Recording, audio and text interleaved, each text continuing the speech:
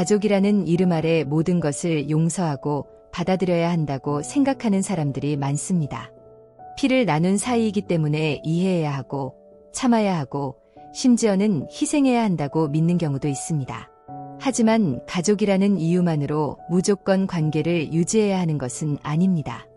어떤 사람들은 우리의 삶을 지치게 만들고 우리의 정신을 병들게 하며 심지어 우리의 가치를 훼손하기도 합니다. 많은 사람들이 그래도 가족인데 라는 말을 하며 독이 되는 관계를 끊지 못합니다. 하지만 다시 한번 생각해 보십시오. 과연 그 관계가 정말 가족다운 것인가요? 가족이란 서로를 아끼고 존중하는 존재가 되어야 합니다. 하지만 가족이라는 이유로 상처받고 괴로워하는 시간이 계속된다면 그것이 과연 올바른 관계일까요? 가족일지라도 독이 되는 관계는 반드시 끊어야 합니다. 그리고 오늘 이야기할 것은 가족이라도 반드시 거리를 두어야 할 사람들에 대한 것입니다. 이야기에 앞서 더욱 깊이 있는 영상 제작을 위해 구독과 좋아요로 응원해주세요. 첫 번째, 항상 나를 깎아내리고 무시하는 사람. 사람은 누구나 인정받고 싶은 욕구가 있습니다. 사랑받고 싶고 존중받고 싶고 자신이 가치 있는 존재라는 것을 느끼고 싶어 합니다. 하지만 가족 중에는 이러한 기본적인 감정을 무시하고 오히려 나를 깎아내리는 사람들이 있습니다. 너는 원래 안 돼. 넌 뭘 해도 실패할 거야. 그 나이에 뭘 하겠다고 그래. 이런 말들을 듣다 보면 어느 순간부터 자신도 모르게 그것을 사실로 받아들이게 됩니다. 계속 무시당하다 보면 자신감이 떨어지고 결국에는 자존감마저 잃어버리게 됩니다. 미국의 심리학자 루이스 코즐리는 가족이 가장 큰 상처를 줄 수도 있고 가장 큰 치유자가 될 수도 있다고 말했습니다. 가족이 나를 응원하고 지지해준다면 그것만큼 든든한 것이 없습니다. 하지만 반대로 가족이 나를 깎아내리기만 한다면 그것만큼 끔찍한 일도 없습니다. 제가 아는 한 지인은 어릴 때부터 형제들에게 무시당하며 자랐습니다. 무엇을 해도 내가 뭘 한다고 라는 말을 들었고 어떤 목표를 세워도 넌 못해라는 반응이 돌아왔습니다. 처음엔 그 말을 무시하려고 했지만 시간이 지나면서 스스로도 나는 못하는 사람이라는 생각을 갖게 되었습니다. 그러나 그는 결국 그 관계를 끊었습니다. 더 이상 자신의 가치를 스스로 깎아내리지 않기로 결심한 것입니다. 그리고 새로운 환경에서 자신을 믿어주는 사람들과 함께하면서 완전히 달라졌습니다. 그는 말했습니다. 그때 깨달았습니다. 사람은 자기가 어떤 환경에 있느냐에 따라 완전히 달라질 수 있다는 것을요. 가족이라고 해서 다 좋은 것은 아니었어요. 만약 가족 중 누군가가 끊임없이 나를 무시하고 깎아내린다면 그 관계를 반드시 돌아봐야 합니다. 그들이 정말 나를 위하는 사람들인가요? 아니면 나를 끊임없이 낮추면서 자기만족을 느끼는 사람들인가요? 두 번째, 나를 이용하려는 사람. 가족이라는 이름 아래 자신의 이익만을 챙기려는 사람들이 있습니다. 늘 도움을 요청하고 돈을 빌려달라고 하고 자신이 힘들 때만 찾아오는 사람들. 하지만 정작 내가 힘들 때는 돌아보지도 않습니다. 진정한 가족이라면 서로를 돕고 의지하는 것이 맞습니다. 하지만 한쪽만 희생하고 한쪽만 받으려 하는 관계라면 그것은 가족이 아니라 일방적인 착취 관계입니다. 심리학에서는 이런 관계를 정서적 기생 관계라고 부릅니다. 한쪽은 끊임없이 도움을 주며 상대방을 돌보지만 다른 한쪽은 아무것도 하지 않은 채 상대의 에너지를 빼앗기만 합니다. 결국 남는 것은 상처뿐입니다. 제가 아는 한 친구는 동생을 위해 평생을 희생했습니다. 대학 등록금도 대줬고 사업 자금도 빌려줬고 집을 마련할 때도 보태줬습니다. 하지만 동생은 당연한 듯이 그것을 받아들이기만 했고 심지어 고맙다는 말 한마디도 하지 않았습니다. 그리고 어느 날 친구가 어려운 상황에 처해 동생에게 도움을 요청했을 때 돌아온 말은 이랬습니다. 형이 알아서 해야지. 나도 바빠. 그 순간 친구는 깨달았습니다. 가족이라고 다 같은 가족이 아니구나. 우리는 가족이라는 이유로 무조건 희생할 필요가 없습니다. 주고받음이 없는 관계, 일방적인 요구만 있는 관계는 건강한 관계가 아닙니다. 이용당하는 관계는 가족이라는 이유로 정당화될 수 없습니다. 세 번째, 나의 감정을 조종하려는 사람. 어떤 가족들은 상대방을 조종하기 위해 죄책감을 이용합니다. 내가 너를 어떻게 키웠는데. 가족끼리 그러는 거 아니다. 너만 희생하면 되잖아. 이런 말들을 하면서 상대방이 죄책감을 느끼게 만들고 결국은 자신이 원하는 대로 조종하려 합니다.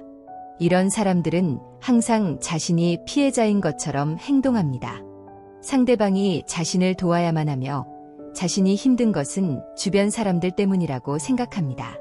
그리고 이들은 가족이라는 감정을 이용해 상대를 쉽게 조종하려 합니다. 제가 아는 한 후배는 늘 어머니의 감정 조종에 시달렸습니다. 어머니는 자신이 원하는 것이 있을 때마다 내가 널 어떻게 키웠는데 라는 말을 했고 후배는 죄책감을 느껴 늘 어머니의 요구를 들어주었습니다. 그러다 보니 정작 자신의 삶은 늘 뒷전이 되었습니다. 하지만 후배는 결국 용기를 냈습니다. 엄마, 난 내 인생을 살아야 해요. 처음엔 죄책감이 들었지만 점점 깨달았습니다. 내가 아무리 희생해도 엄마는 더 많은 걸 원할 거야. 그러면 난 결국 내 인생을 잃게 되겠지. 가족이기 때문에 서로를 존중해야 합니다. 하지만 가족이라는 이유로 감정을 조종하는 것은 절대 정당화될 수 없습니다. 네 번째, 끝없는 갈등과 다툼을 일으키는 사람. 어떤 가족들은 끊임없이 다툼을 일으킵니다. 대화를 나누면 반드시 언성이 높아지고 사소한 일에도 감정 싸움으로 번집니다. 지나간 과거를 끄집어내 비난하고 서로를 공격하며 관계를 더 악화시키는 경우도 많습니다. 이런 관계 속에서 우리는 늘 긴장하고 불안감을 느끼며 살아가게 됩니다. 하버드 의과대학에서 발표한 연구에 따르면 가족 내 반복적인 갈등이 지속될 경우 심리적 스트레스뿐만 아니라 신체 건강에도 심각한 영향을 미친다고 합니다. 스트레스 호르몬인 코르티솔이 지속적으로 분비되면서 면역력이 약해지고 고혈압과 같은 만성질환의 위험도 높아진다고 합니다. 제가 아는 한 친구는 가족 모임만 가면 늘 다툼이 벌어졌습니다. 부모님과 형제들은 사소한 일에도 서로를 비난했고 식사 자리에서는 과거의 일들을 들추며 감정을 폭발시키곤 했습니다. 처음에는 가족이니까 참고 견뎌야 한다고 생각했지만 어느 날 깨달았습니다.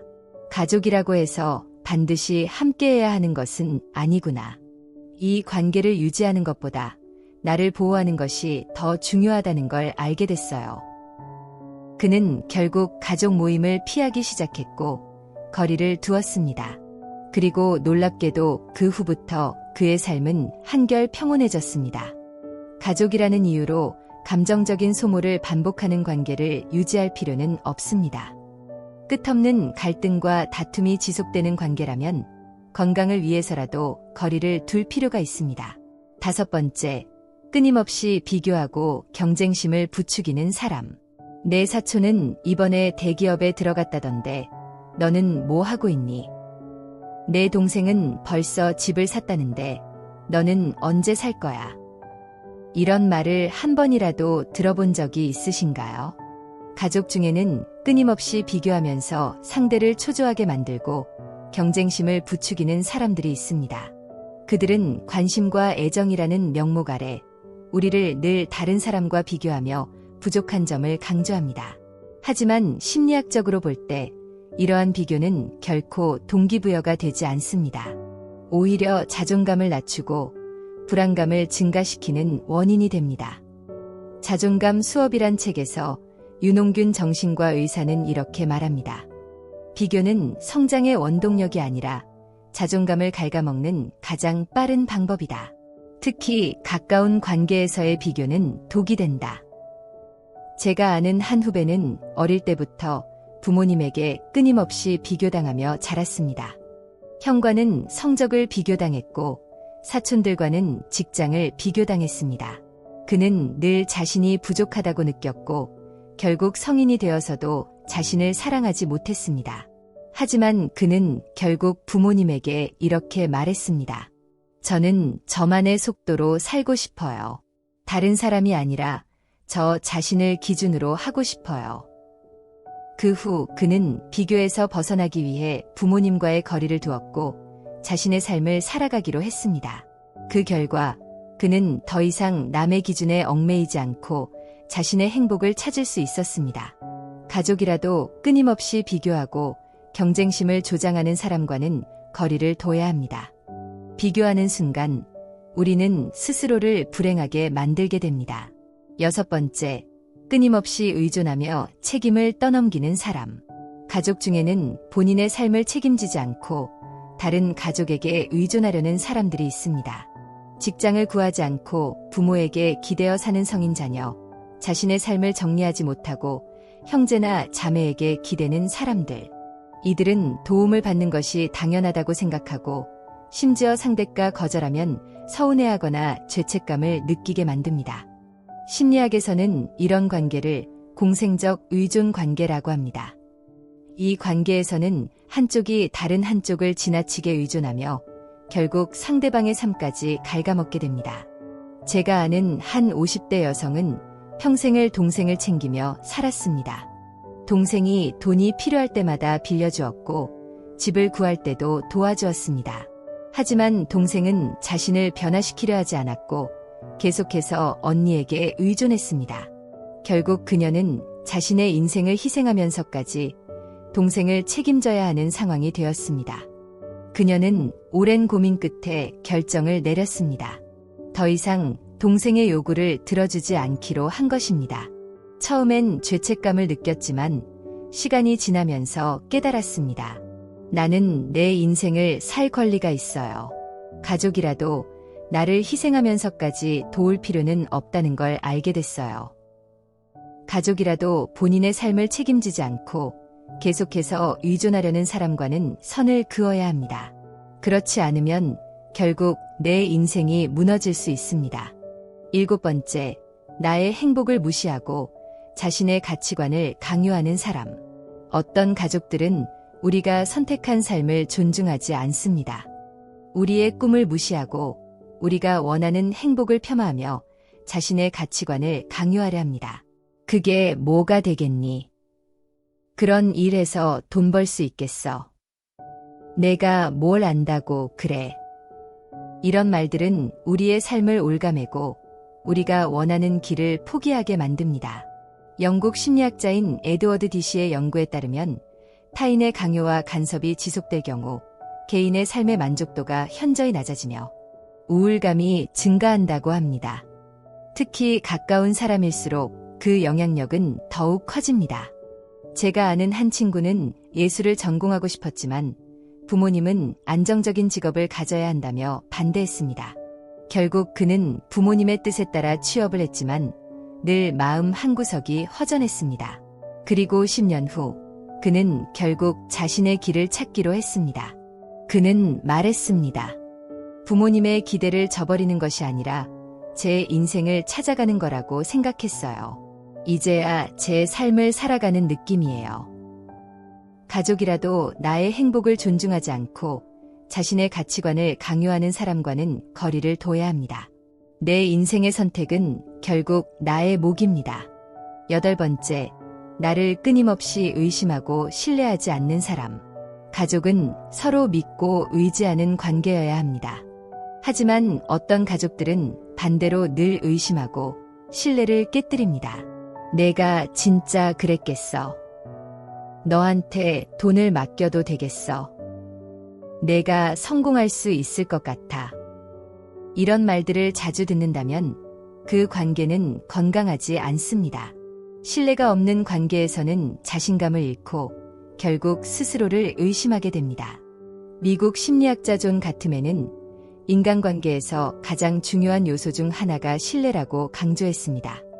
그는 연구를 통해 가족 간 신뢰가 낮을수록 불안과 스트레스가 증가하며 심리적 안정감이 크게 떨어진다는 사실을 밝혔습니다. 제가 아는 한 여성은 어릴 때부터 부모에게 신뢰를 받지 못했습니다. 중요한 결정을 내릴 때마다 부모는 그녀를 믿지 않고 그녀의 선택을 늘 의심했습니다. 처음에는 그저 부모님이 걱정이 많아서 그런 줄 알았습니다. 하지만 시간이 지나면서 그녀는 깨달았습니다. 부모님이 저를 믿지 않으니 저도 스스로를 믿지 못하게 됐어요. 늘 제 선택이 틀렸다고 생각했고 결국 제가 하고 싶은 일을 포기했죠. 결국 그녀는 부모님과 거리를 두기로 했습니다. 자신을 믿어주지 않는 사람들 사이에서 벗어나 그녀를 지지해주는 사람들 곁으로 가기로 한 것입니다. 그 후 그녀는 자신의 길을 걷기 시작했고 이렇게 말합니다. 신뢰받지 못하는 관계에서 벗어나니까 비로소 나 자신을 믿을 수 있게 됐어요. 가족이라도 나를 끊임없이 의심하고 신뢰하지 않는다면 반드시 거리를 둘 필요가 있습니다. 믿지 못하는 관계에서는 결코 행복할 수 없기 때문입니다. 9번째, 늘 부정적이고 비관적인 말만 하는 사람. 세상이 그렇게 만만한 줄 알아. 너 그거 하다가 망하면 어쩌려고 그래. 사는 게 다 그런 거지. 뭘 기대해. 가족 중에는 늘 부정적인 말만 하는 사람들이 있습니다. 그들은 마치 세상의 모든 것이 어렵고 모든 시도는 실패할 운명인 것처럼 말합니다. 그리고 이러한 부정적인 말들은 결국 우리의 마음속에도 부정적인 씨앗을 심습니다. 노벨상을 수상한 심리학자 다니엘 카너먼은 연구를 통해 사람은 부정적인 말을 들을수록 실제로 부정적인 사고방식을 갖게 되며 삶에 대한 의욕이 줄어든다는 사실을 밝혔습니다. 제가 아는 한 남성은 오랜 시간 동안 아버지의 부정적인 말 속에서 자랐습니다. 넌 성공 못해. 너 같은 애들은 힘들어. 사는 게 다 똑같아. 이런 말을 들으며 자란 그는 결국 스스로도 자신의 가능성을 의심하게 되었습니다. 하지만 어느 날 그는 결심했습니다. 더 이상 아버지의 부정적인 말을 듣지 않기로 한 것입니다. 그는 의도적으로 아버지와 거리를 두었고 긍정적인 사람들과 어울리기 시작했습니다.